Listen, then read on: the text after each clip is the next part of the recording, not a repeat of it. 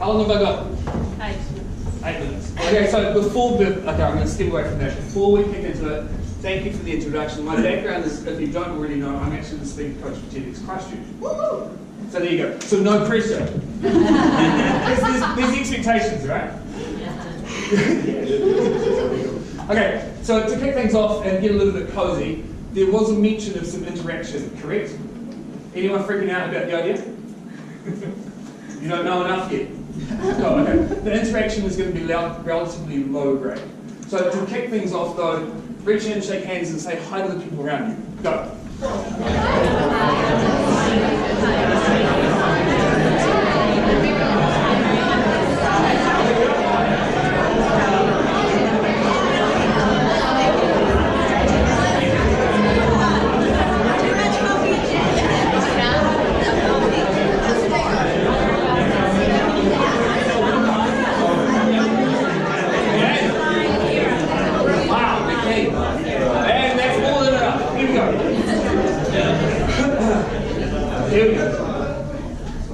Nice, thank you, well done.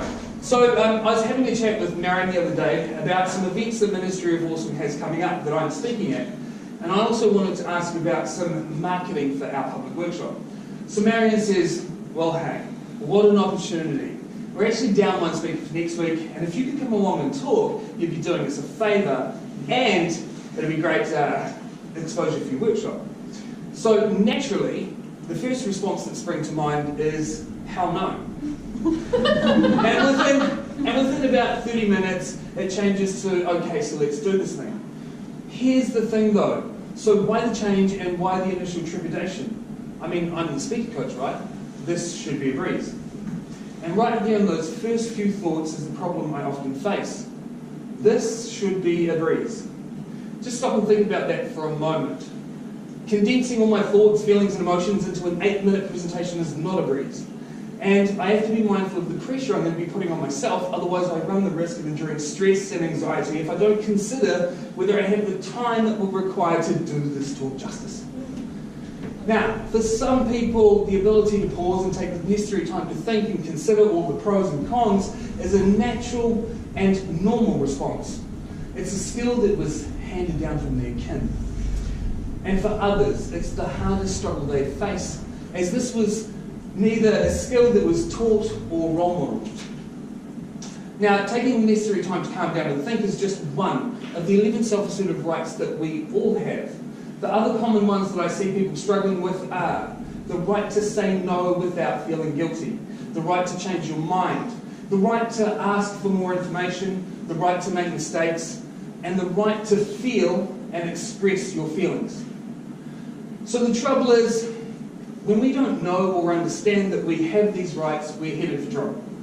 For example, if we don't deeply understand that we have the right to say no or to change our minds, then we might end up doing things we resent and run the risk of expressing our disappointment towards ourselves for not assessing our needs through passive, aggressive, or my personal favourite, passive-aggressive behaviour.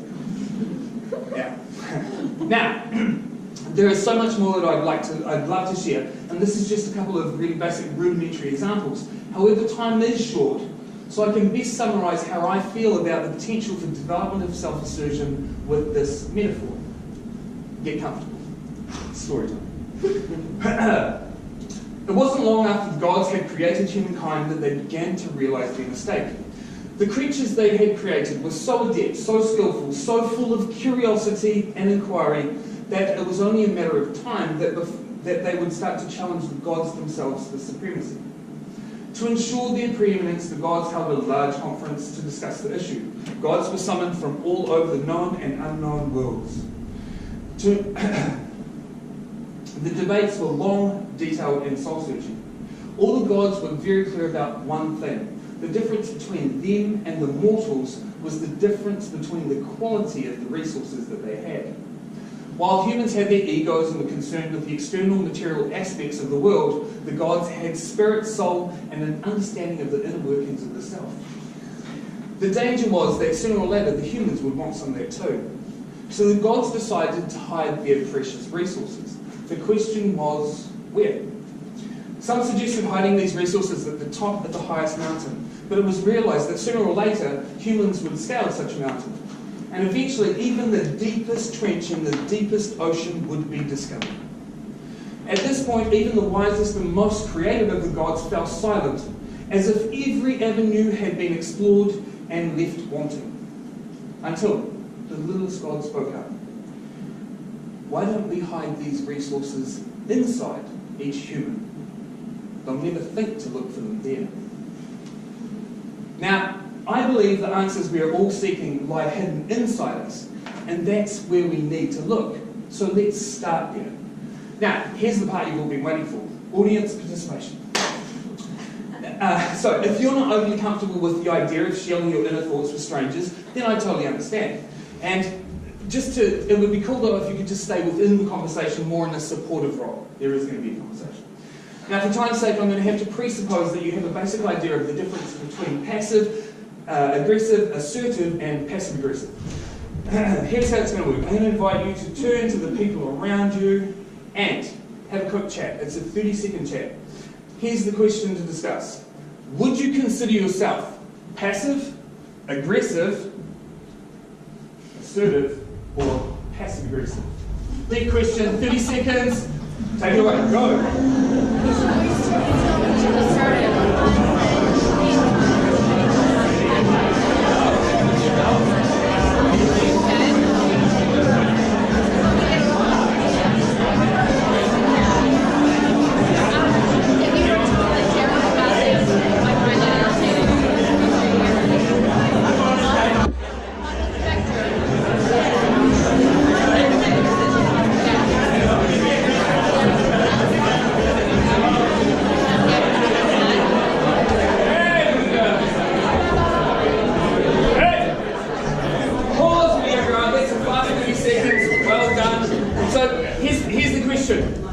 Who identified as passive?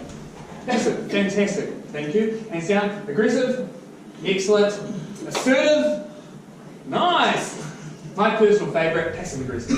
Yay! Well done, well done. Honesty is good, cool. So, here's the thing. Let's take it a little step further. Here's the next question. 30 seconds again. Deep question. How do you think you ended up this way? No matter what the answer was, how do you think you ended up this way? 30 seconds, take it away.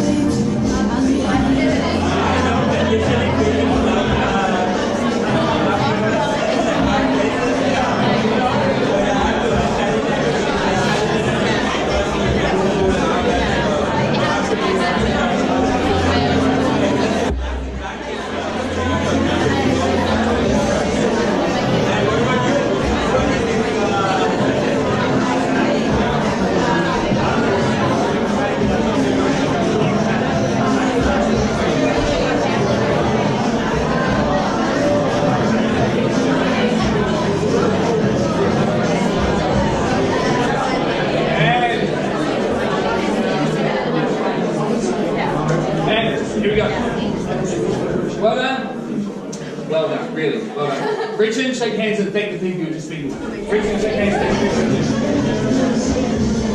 you. Awesome. Nice to have. So, this is where the discussion for us ends, and where the questions for the 14 people who are going to come on this workshop will begin.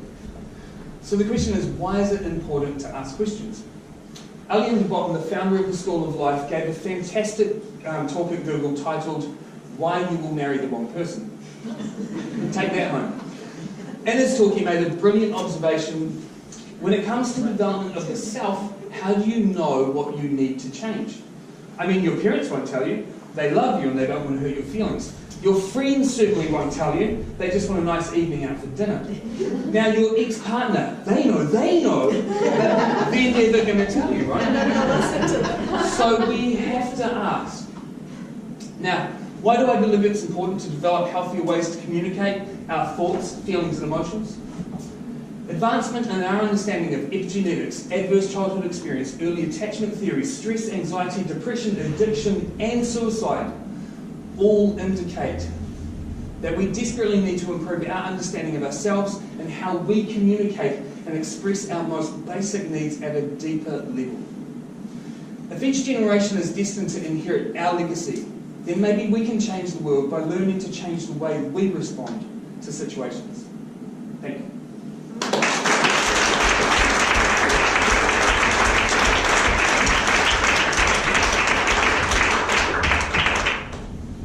That was a quick download in 8 minutes. I know. So generally at the end we do what questions you have. Maybe you have a few. Have a quick chat with the people around you. What are some questions that you might have regarding the workshop or whatever you want to ask actually? Take a look. Any questions? Have a chat with the people around you.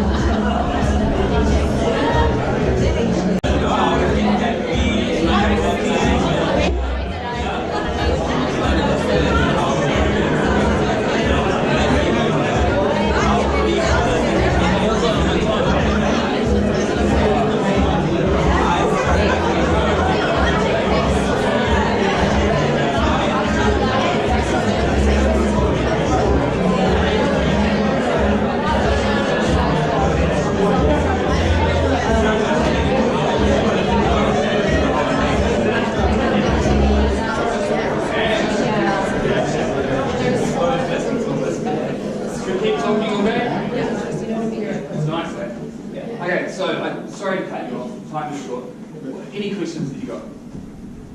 None. Why is passive aggression your favourite? Because I was predominantly passive aggressive. When I get tired, run down, especially with work and stuff, that is my go-to. It's my natural. I go back there. If you would ask me how I ended up that way, probably in coffee. Yeah. Over your coffee. Yeah, maybe. Are there other categories like passive or aggressive? Are you talking about yourself or a friend? Well, I just So there's so much research and study around this. It is a field that I really enjoy. If you wanted to know more about answers to that, you would probably look up narcissism. No, right? How we have passive aggressive is kind of similar to the way we have a spectrum of narcissism.